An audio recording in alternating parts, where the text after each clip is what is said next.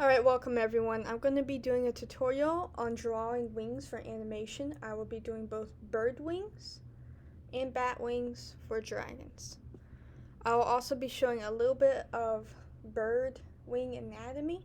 I'm not really going to go too far into that, but just the basics to help understand. And then there will be some drawing demonstrations, and I'll also be doing some demonstrations for animation and how to use everything that I'll be showing in animation. Be doing a demonstration on how to animate wings, how to give them life, how to give them that lift when they're flying, how to make it look like it's structurally working and supporting that being or creature it is that you're trying to animate.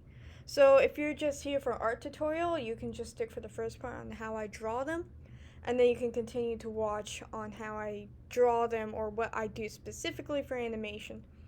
Even if you're just here for the art part of it, I would suggest still watching the animation section, because animation is just a bunch of drawings in sequence of each other. So I'll be going over some of like the keyframes and specific things you need for, not need, but specific, I guess, frames for drawing for some of the weird positions. So that might be interesting to see for someone who's just drawing, so that you know how to at least draw that section, because everything about animation is just the illusion of life, the illusion of movement. And if you're a good artist, you still, in a singular picture, a singular frame, will still want to capture motion, the illusion of life in your drawing. So that illusion of motion in drawing is not, or illusion of life is not just for animation, it's for drawing too. And I'm going to go ahead and get into it. Alright, so first things first, I already have pulled up on my canvas is anatomy of a bird's wing. I'm not going to go into that, but I am going to go into the most helpful thing to understand. So you have the bone here that comes out. I said I'm not going to, I don't know the names of these bones. I don't really see, I don't really see the importance of knowing every single tiny bone. I don't. I can understand, but if you're just doing for drawing animation, know that it's there. Know how it works, or know why it's there. But remembering the names of it, I don't see too much of a point. So you have this bone here. You have it here. You have a joint where they connect. Comes up in that joint there. Another joint in here, right? Actually, that ends here, but then the rest of the feathers come out here. So, but for drawing purposes, I'm going to extend it all the way out. So right here you have your primaries, you have your secondaries, and your coverts. I don't know if I'm saying that correctly. Coverts. I'm not sure. But these are your basic sections of the wing and for feathers. So see how I fill that in? You can automatically see that wing, how that's drawn. So once again, you're going to have your bone here, bone or joint, bone and joint, bone joint, come out, right? So this, understanding this, means that you can fold it in, do a million different things with that for drawing. Alright, now it's going to be your types of bird wings. So right here, you have your little songbird wing. This is little round, small feathers. Imagine a tiny little bird, your little songbird. Alright, when the Disney princess is singing, it's going to be the bird with this type of wing that's going to come up, land on her hand, or be braiding her hair and singing. Right? It's just a cute little chickadee, or starling, or little bird. Just a little songbird. Alright, and then you have the wing of a hawk here. Notice how it's much larger, and your primaries extend out further. And then your falcon is far more streamlined. And up here is an albatross wing. I don't know what an albatross looks like or the type of bird it is. I mean, albatross is the name of it, but if it's a predatory bird, I'm going to assume so. But I'm not quite too sure. It might be some type of ocean bird with the way that wing structure is. Anyway, these are the three I would really pay attention to the most. So far more streamlined is going to be your falcons. Same rough size, but not as streamlined, is going to be your hawk, your predatory birds. And then this little tiny wing, that's super round, kind of fluffy looking, is going to be your songbird. Alright, so how I would draw that, as I did earlier, just that. Those lines, this exact same bone structure. Alright, so now I'm going to section off those coverts from this point here, right, where that joint is, your secondaries, right? And now these are your primaries.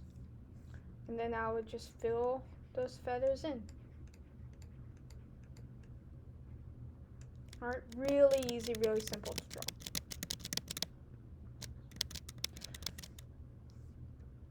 Now we're going to come down here. I did some sectioning off again to show the different types of birds, like how you would do it for we're going to turn this into the falcon and then your little songbird. So what I like to do is, even for animation, I hate myself for this, but I love doing it, is that I like to divide the feathers up into 3 layers. So the first layer I do is always those top feathers, right? So I like to have 3 here. And then for this first section, this layer always goes down all the way. And your second section, it goes down halfway. And your last section just kind of just covers the top of it, enough for only like 3 feathers. Then you're going to come in with your second line of feathers. Now you're going to go all the way down. Right there. Alright.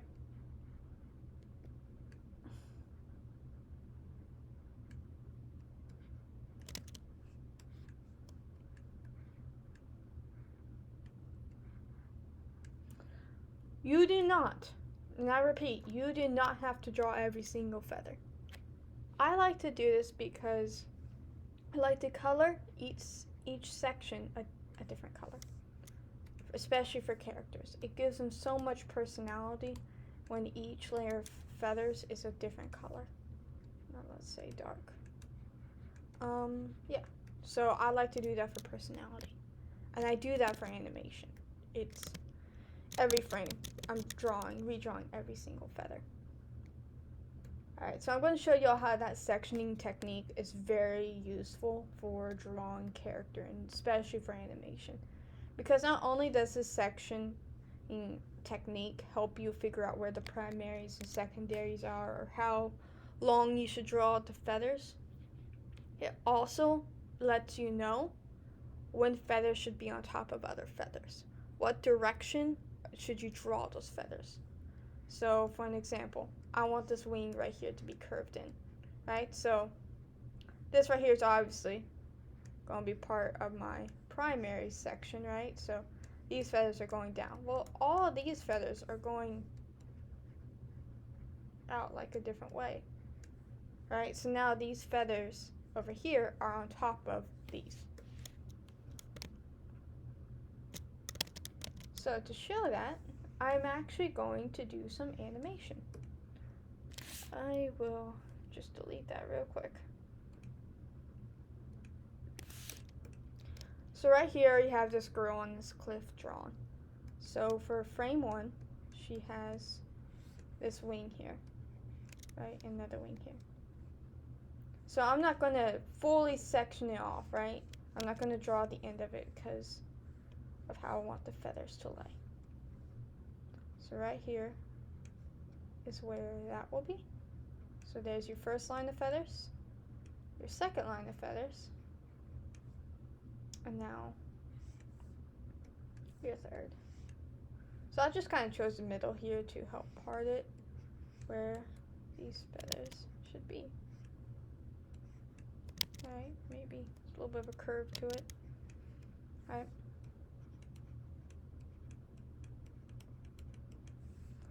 So now for frame 2, let me just say that this wing expands a little bit.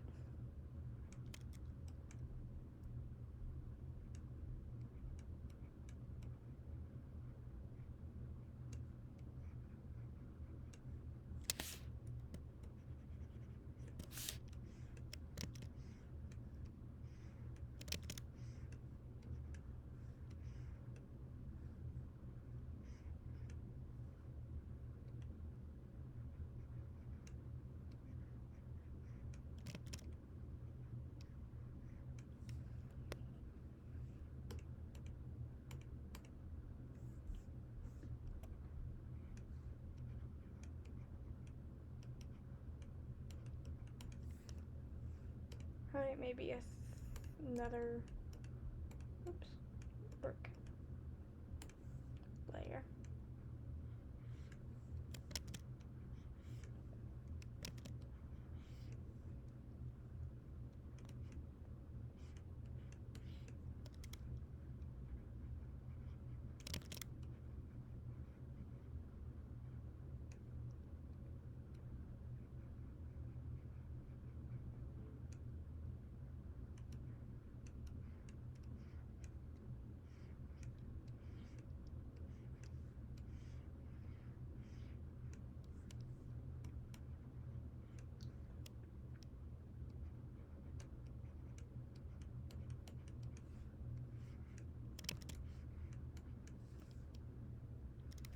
Alright, so now I'm going to play that very quick loop.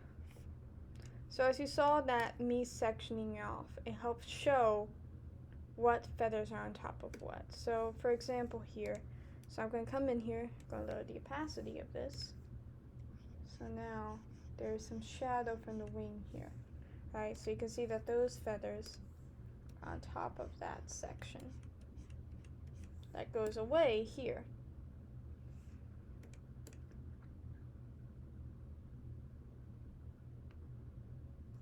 Right, so going back to, never mind, I had it closed.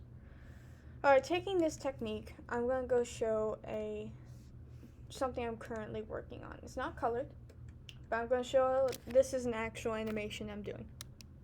And once again, I just want to clarify, you do not have to draw every single feather. I'm just going to, an example up here. Alright. I'm going to do that little section technique, right? That's a perfectly fine wing. So here is that part of the wing, that little bone that comes out, up, and here. So I have this section here. Those feathers are on top of this other sections of the wing. I still have 3 sections. Alright, same thing here. Oops. Alright, the exact same thing. Just all sectioning. And because of that, I'm able to see exactly where each feather needs to be drawn. And another thing I want to point out, I should say earlier, kind of forgot. My notes are a little all over the place. But the reason why I like to look at realistic bird wings and draw all the feathers is that wings take up a lot of space. And this picture should show it perfectly.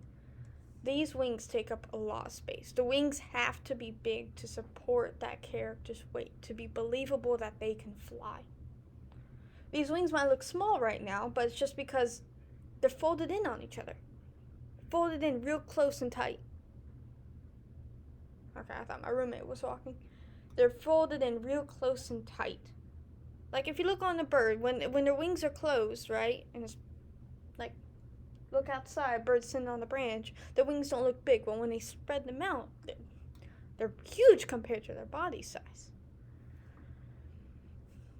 So you gotta understand that how big your character's wings should be. Now, there's no wrong way to do art. If you have an artistic decision to draw really small wings on a character, that's perfectly fine, right? It's art. It's art. your choice. You can do whatever you want with it. I prefer to have a I won't say realistic look to it, but that could work. You know, just a little bit of anatomy.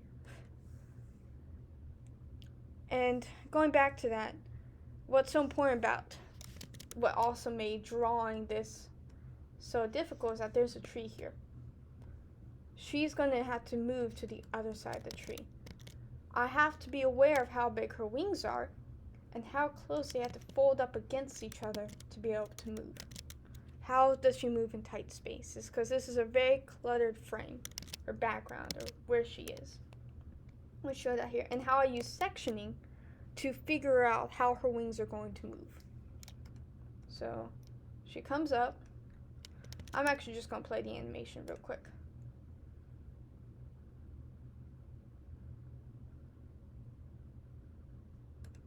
Right? So she moves around, right? So right here, really tight. She's getting up, her wings falling into each other really tightly. You can see all these sections, right? But you can barely see that section because this section's on top of it. Same here.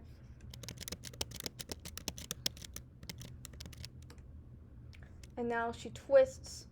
This is where the sectioning technique comes super in handy. So right here, this entire group of feathers is on top of the other group of primaries. We aren't even at secondaries yet. This is still all primaries. You have secondaries, and now you have your regular wing. Everything's just on top of each other. You actually see the back of her feathers here. Like, yeah, the back of her feathers. It's not even the front. The way these feathers are curving because they're pushed up against the ground because she's moving against this tree. Same thing here. Now she's just standing a little bit more, actually holding the statue's hand. Now she's spinning. You can see this beautiful section here, right? There you go. Still more sectioning. And I was trying to do this section. I had to put another frame in here because to make it work. But I was trying to do it where they press up against the tree and then they're able to move to the back side of the tree.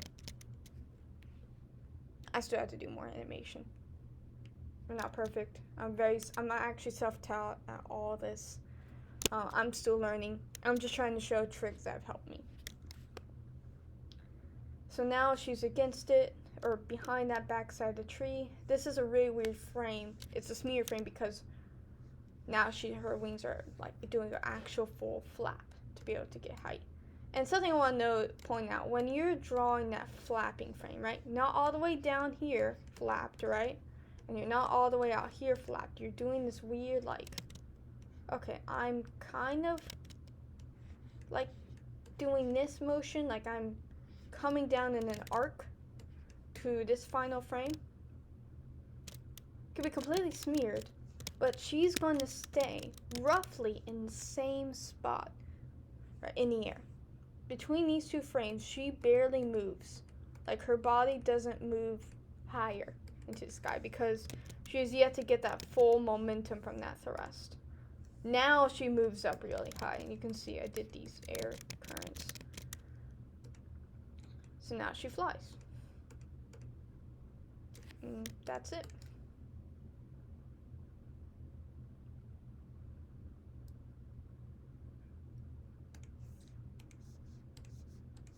Alright, so now we're going back here. Now we are going to dive into dragon wings, or bat wings. Alright, so bat wings are almost the exact same. So you have your line here and here. Exact same thing we've been doing this whole time. Except right here is a hand. Now, imagine these as giant fingers. Each finger can move differently. That's how these sections work. Alright? Each feather, it's like your fingers, right? You can move fingers by themselves, for the most part. Alright, so just imagine a hand with super long fingers and webbing in between. So for animating bat wings, for the most part, they are the same as everything else, right? Here is a really weird difference I found when animating them. So imagine the bat wing is just divided up into a bunch of triangles, because it really is. And imagine the bat wing when you're drawing and animating it, especially when it's coming towards you. When, let's just say, the dragon is flying towards you. Imagine sails when you think of that triangles. Like a sailboat. Sailboat's just giant triangle. How air has to fill up the sails, and each triangle here is a different sail that air has to fill up when it's flying. Alright, so I'm just going to draw horns here so you can see what's the head. So you have your torso here. And now on most bats, the wing, this part of the wing attaches to either the tail or the back leg. On this dragon I'm about to draw here. Excuse me. I had a scratch in the back of my throat. Imagine that the wing, you have to know where the wing attaches. It's going to attach here. Since it's flying towards me, or it's flying relatively straight, let's say, now I'm going to do that. Alright? And now I'm going to do another triangle in like the opposite direction, sort of.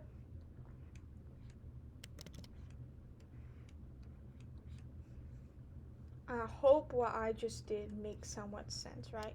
So it's just a triangle here, another triangle here, exact same thing. Just triangles.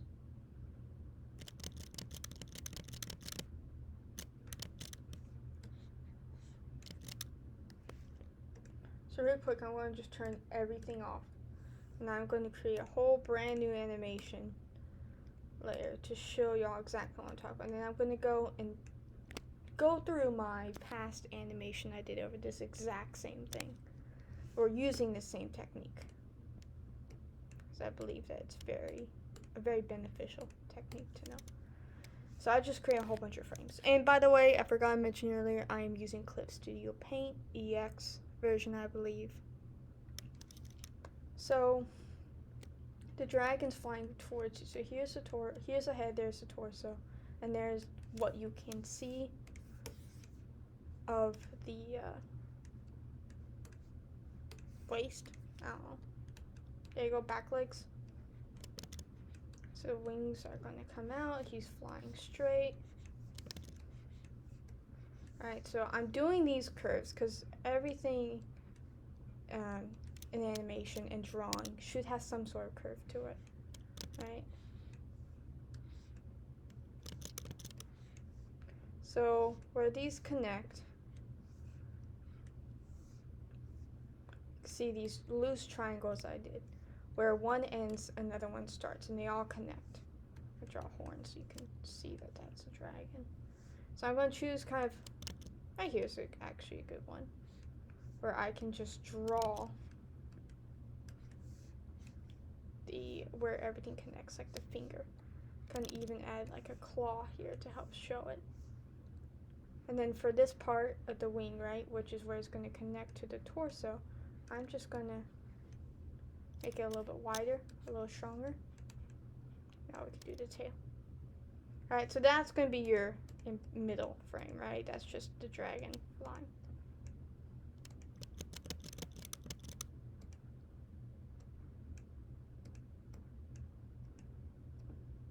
So I had to move around my frames because I did that in the middle. Now for a flap, alright, so we're going to draw the same dragon, right, a million times.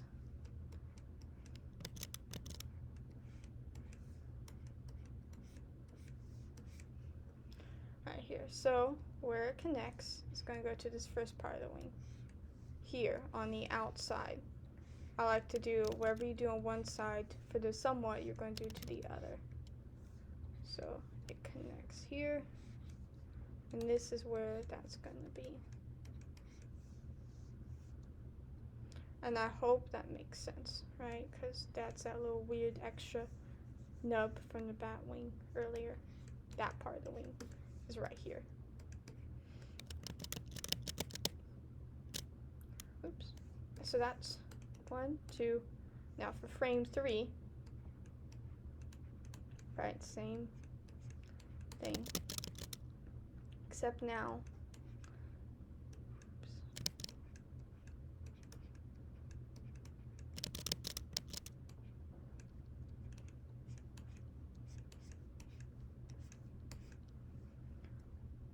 now you are going to be here.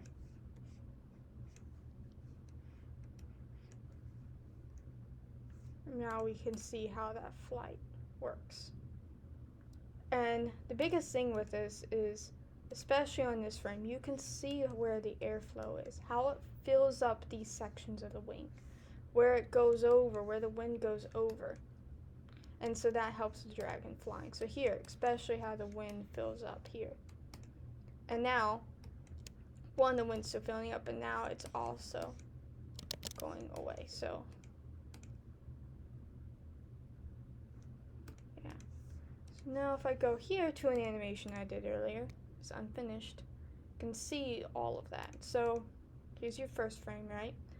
Dragon wings are up, it's about to flap. Still extending. Now it comes down. So you can see where it connects, where the different triangles are, different sails of the wing are covered, especially here. So if I zoom in here, so it fills up the wind in this right there. But you can also see here on the outside how the wind goes over the wings. How it's coming towards, still the exact same thing, wind filling up the sails. Now for curves, right, so this, you gotta imagine airflow, right? What's it doing to fly? How is it going to turn? So this wing has to create, I believe it's called drag, right? So this sail has to fill up more than this one because this one's gonna be flat out. So you can see exactly how this all works for drawing. And now that it's facing a more regular way, you can see the full wing. Becomes a lot, especially when the mid flap right here, for example. Perfect, the triangles. You can see that structure of the wing. And now it comes fully down, flaps, and it goes. Of course, thank you for being done.